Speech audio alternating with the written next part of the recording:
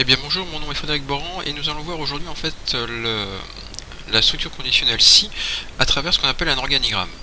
Ici je vous ai laissé l'algo qu'on a fait la dernière fois, donc avec un si âge supérieur à 65 alors écrire vous êtes à la retraite. On va voir comment visuellement en fait ça se passe. C'est un peu en fait comme si on faisait du pas à pas. Alors on va faire fichier nouveau, mais cette fois-ci on va pas prendre pseudocode, on va prendre organigramme. Donc voilà comment ça se présente, hein. On retrouve le début fin.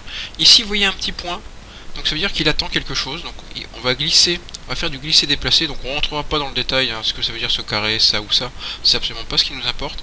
Moi ce qui va m'intéresser c'est de vous montrer ça, ces choses là.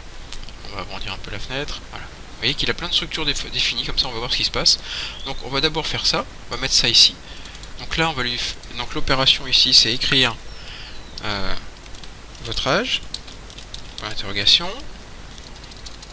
votre âge, point d'interrogation. Ensuite une deuxième instruction, on va glisser ici toujours sur le point, lire âge, accepter, et maintenant ici on va lui placer notre structure conditionnelle, et la structure conditionnelle elle est là, hein, on va lui dire en fait, la structure conditionnelle elle est symbolisée par un losange, donc on va prendre celle-là par exemple. Alors celle-là ou celle-là c'est les deux mêmes en fait, hein.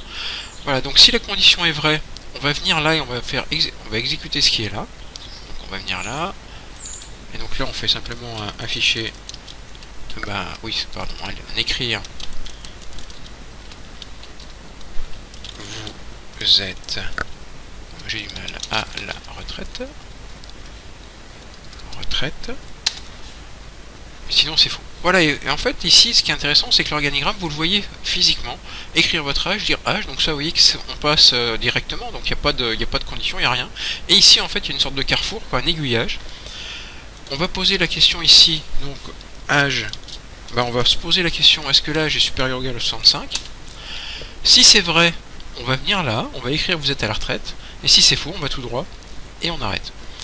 Si on le fait exécuter, vous voyez qu'en fait, votre âge, 15, et il est venu ici, tout droit. Alors on peut le voir en fait si on fait un rapide pas à pas. On va faire un pas. Donc ça toujours pareil. Voilà.